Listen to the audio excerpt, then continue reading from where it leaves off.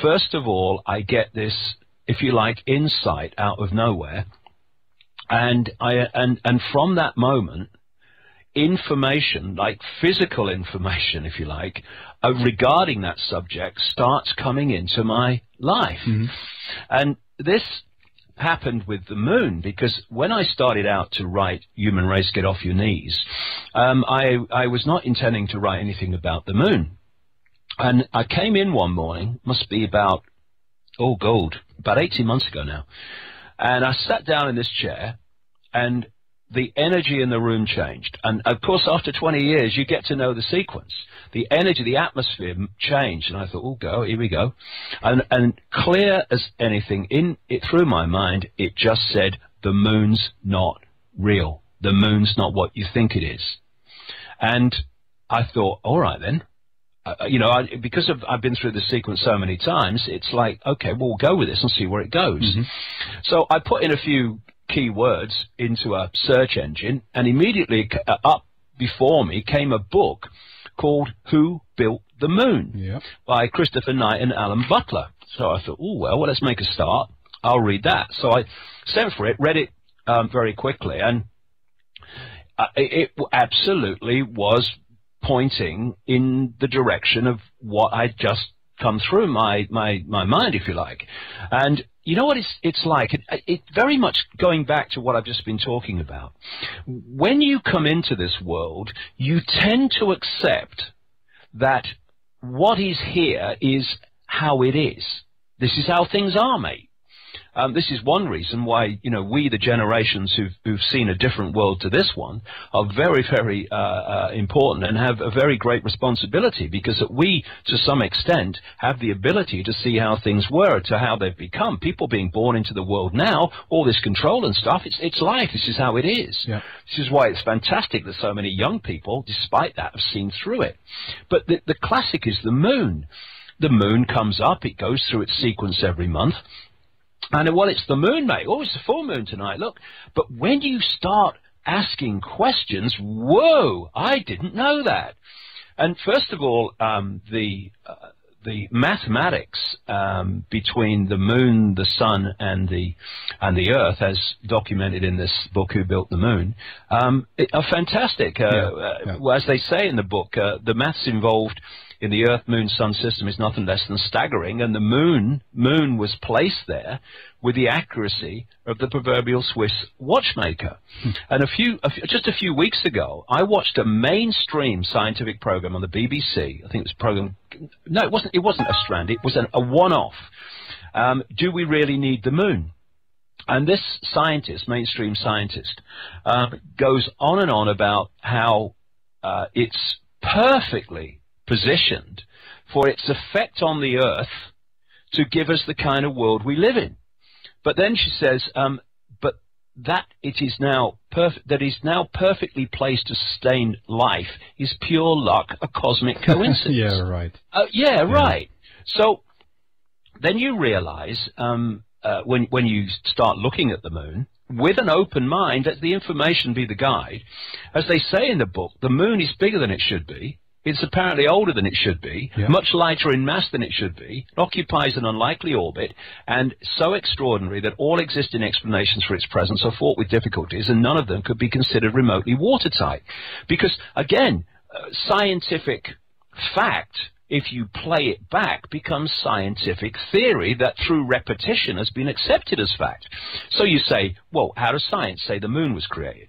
Well, they say the moon was created by a kind of Mars-type planet hitting the Earth in its formation period, and a great chunk coming off and becoming the moon, called the Wack theory. When that didn't follow through in terms of the physics and the logic of it, they came up with a double Wack theory, where the planet smacked into the Earth and then came back and gave it another smack. And you say, you don't know, do you? That's the fact. Never mind that all scientists say. Well, scientists say a lot of things that have been proved wrong. And then you start looking at the size of it. I mean, it's bigger than Pluto. There's nothing in our solar system that compares when it comes to satellites. It's a quarter of the size in diameter of the Earth. It's incredible, actually. 2,160 miles in diameter, and some scientists talk about a twin planetary system, not even a planet moon system. Right. And then you start looking at what some scientists have said when they've looked at the moon, like a guy called Erwin Shapiro from the Harvard-Smithsonian Center for Astrophysics. Great quote. He says the best explanation for the moon is observational error. The moon doesn't exist. And NASA scientists said it seems easier to explain the non-existence of the moon than its existence. And then you start looking at the way the moon has reacted when it's been specifically hit by NASA after they put seismometers up there. And they say that it rang like a bell. That's right. And when you look at some of the quotes that they're saying about the moon, you think, well, where are you? Why aren't we pursuing this? Because they don't want us to know that.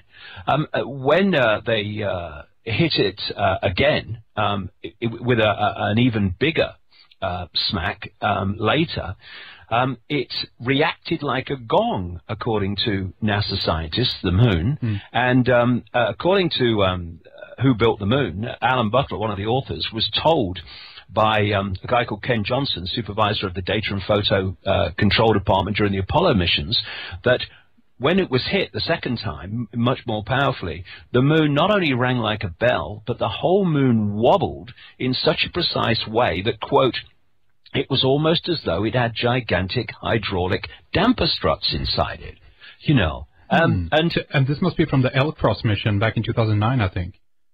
Well, they've been playing this out over many years and decades, and you know, as you well know, in around 1970, two scientists from the Soviet Academy of Sciences wrote a detailed article saying that they thought the moon was a gigantic spaceship, and when you also look at what some of the scientists have said with regard to why it vibrates and reverberates as it does and rings like a bell, is the idea that it might be hollow.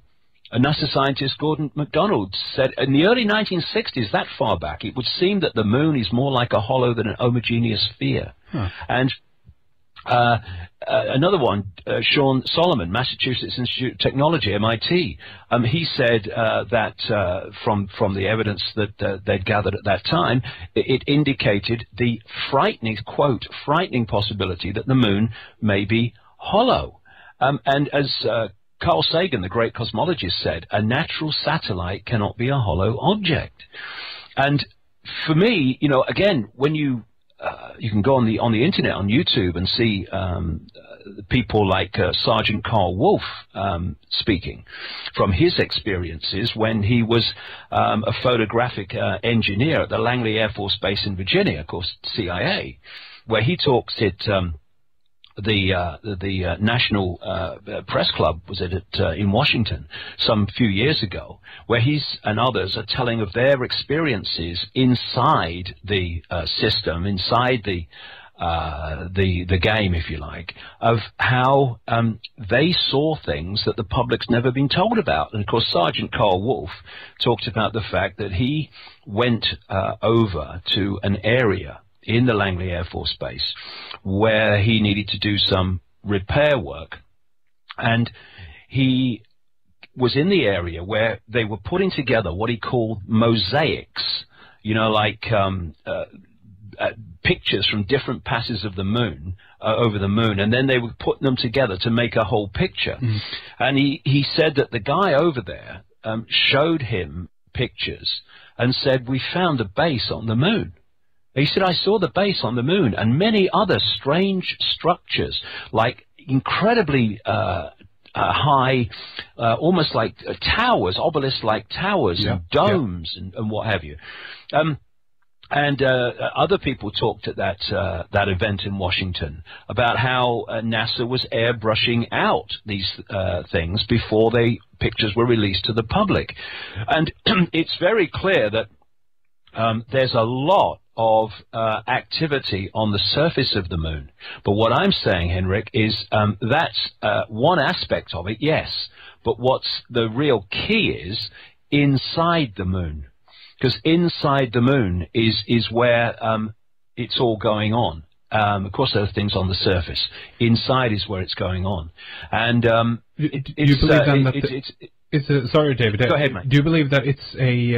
Are we talking about a technology being, you know, broadcasted, emanated from the moon to planet Earth, or how do you perceive that? Yes, absolutely that. Yes, and I think it's connected in that to Saturn. And what I found interesting was a year after this book came out, where I said that the moon was broadcasting a frequency field, which was having two effects. Part of it was blocking information we would normally decode, and the other thing it was doing was giving us information to create a false reality. You know, in the Matrix movie, if you change, you know, when Morpheus is explaining the facts of the Matrix to Neo for the first time, if you take the quote and just put moon inside it, you pretty much got where I'm going with this, because the quote was, the Matrix, what I say, the moon matrix is everywhere. It is all around us, even now in this very room. You can see it when you look out your window or you turn on your television. You can feel it when you go out to work or when you go to church, when you pay your taxes. It is the world that has been pulled over your eyes to blind you from the truth. And that's what I'm saying this moon matrix is doing.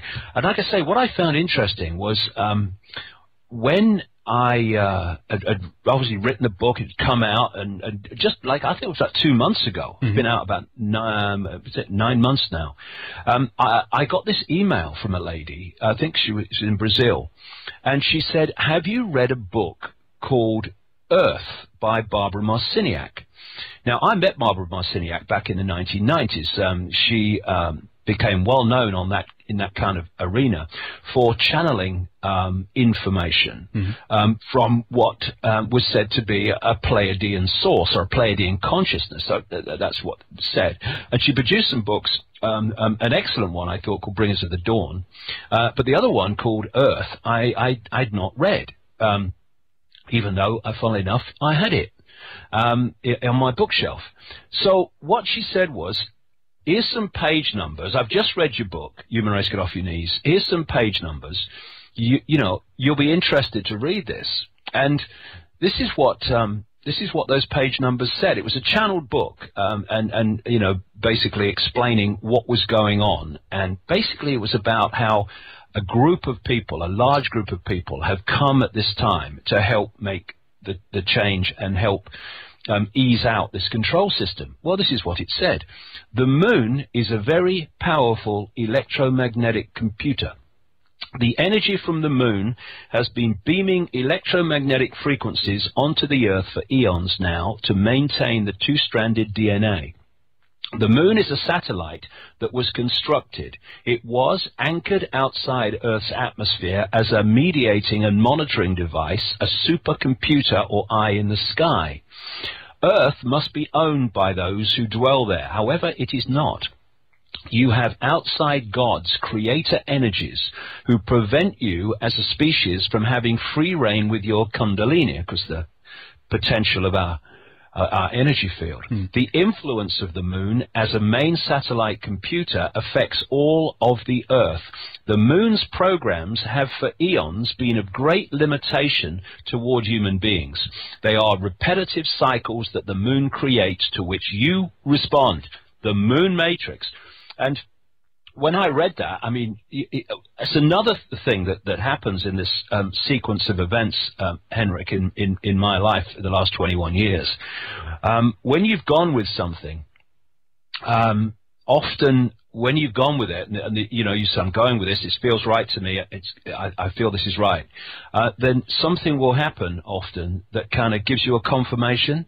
Yeah. Just says, yeah, see, look, it is right. And that's what I kind of hit me when I read that, because what I've just read from that book is, as you will know, it's in what I'm saying in my book, and it was such a powerful kind of whoa confirmation for me that we're going in the right direction here. Not that everything is 100% right. We're trying to uncover something doesn't want to be uncovered. I mean, crikey.